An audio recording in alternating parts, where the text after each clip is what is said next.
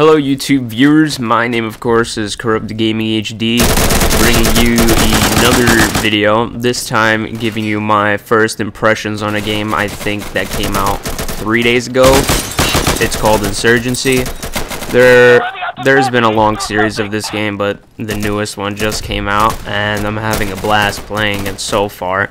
It took some time to get adjusted to it. It was a little frustrating at first, but once you practice, which they do have a practice mode for, against AI, you'll get a lot better. But anyway, this game is actually a lot better than I expected it to be. It's a great combination of a lot of games. For one, it's kind of like Arma. It has some features of it. It's mostly related to Counter-Strike and Medal of Honor. Those are the two main games it's similar to, and it is also kind of like Battlefield. It has some of the cool features from that as well, but I personally like this game better than Counter-Strike and Medal of Honor.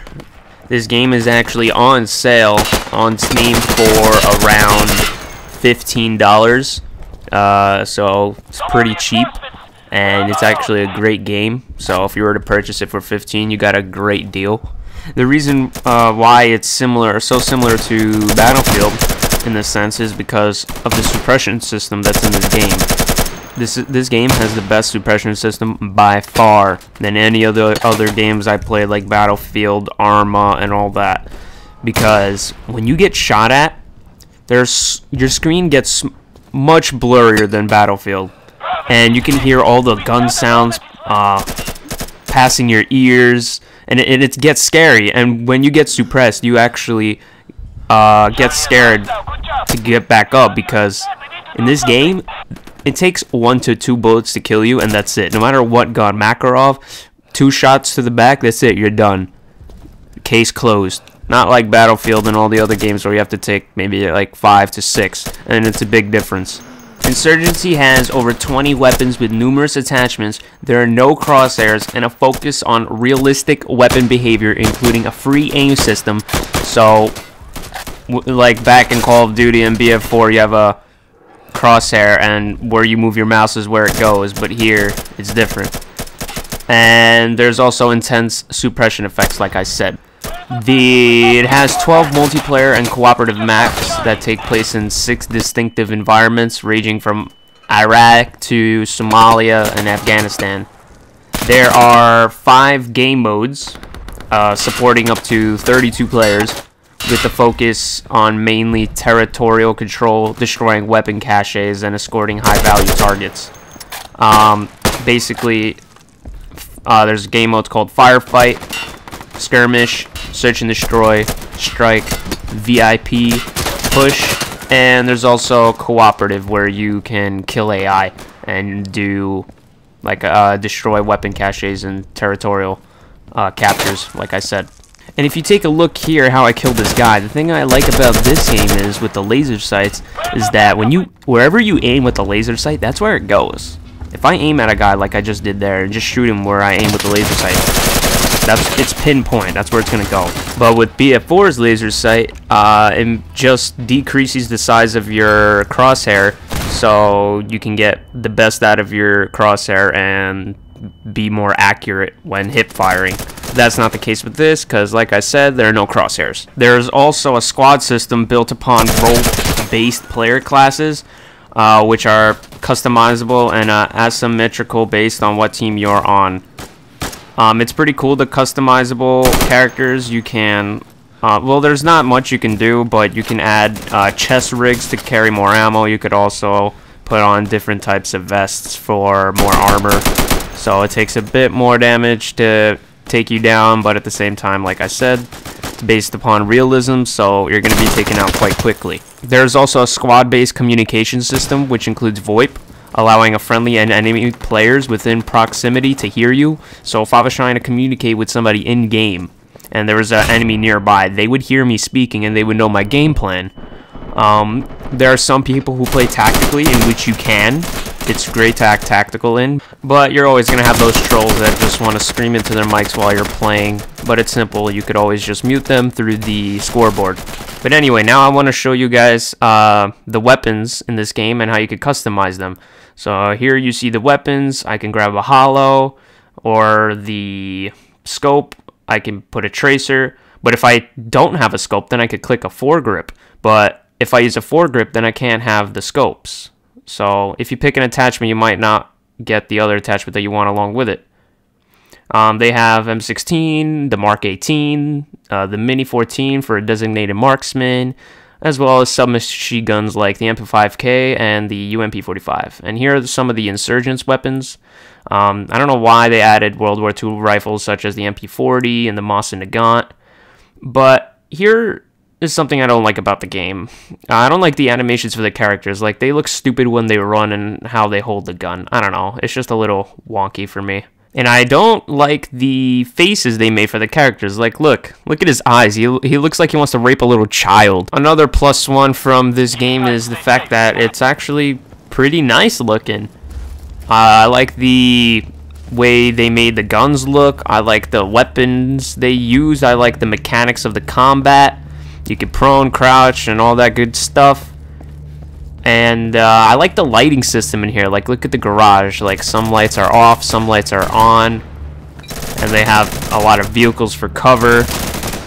Like here, you could also prone and shoot the knees and the legs off the enemies.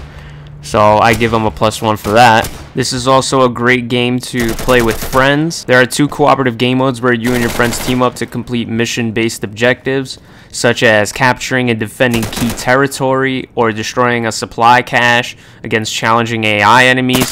Each successful objective will reinforce your teammates who are eliminated along the way. So once you complete an objective and your teammates are dead, they will respawn. On to some of the maps. Here we have Siege. It's a great map with a lot of defilade cover and a lot of buildings to hide in. There is also a map called Peak. There are many vantage points for snipers, so you'd have to watch out for them. A great map called Market.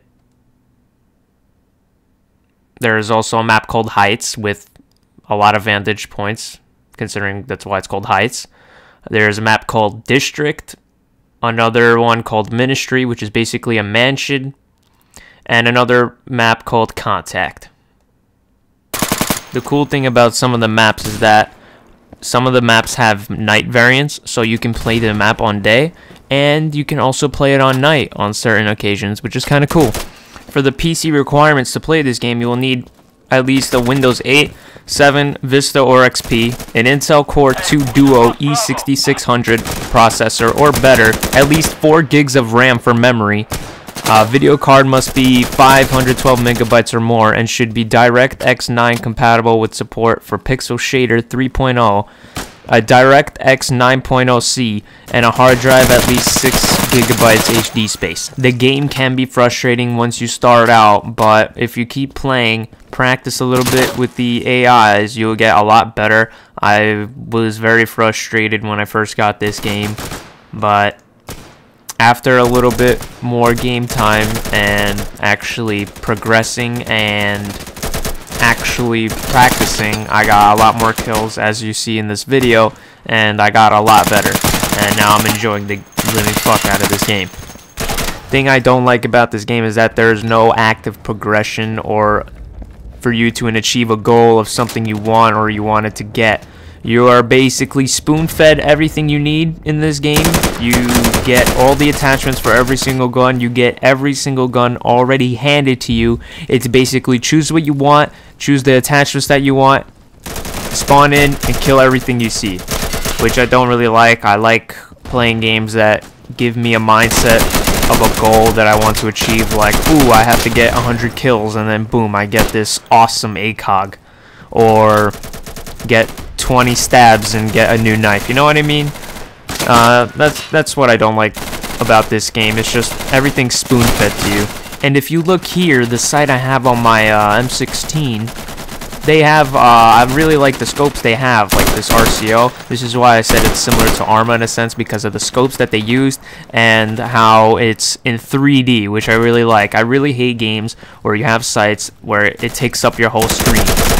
I find that very stupid, like Call of Duty when you're sniping, but they actually changed it in Ghosts. You see, like, now games are starting to transition from taking up your screen to 3D, which I really like. That's the way I like to aim down my sights and take down my targets. But the funny thing is, I don't know why these guys added an MP40 and a Moss and Nagant Russian World War II sniper rifle. Every time I'm carrying like a Moss and Nagant, I feel like I'm playing Rising Storm, and every time I'm holding an MP40, I feel like I'm playing World at War. It's weird. And they also added another World War II rifle called, I think that's M1A1 Carbine. And if you take a look right now, if you haven't noticed, that's part of the suppression system. You see how all my screen's blurry? And I took out that guy because he does not know how to check his corners. But I want to show you guys how effective the C4 can be when you throw it down into a building or out on the street.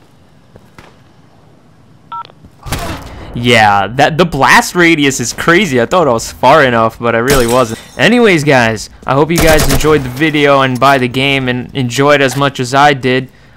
Feel free to comment, like, subscribe, and all that good stuff, and share with your friends. And I'll see you guys in the next one. I'm signing out.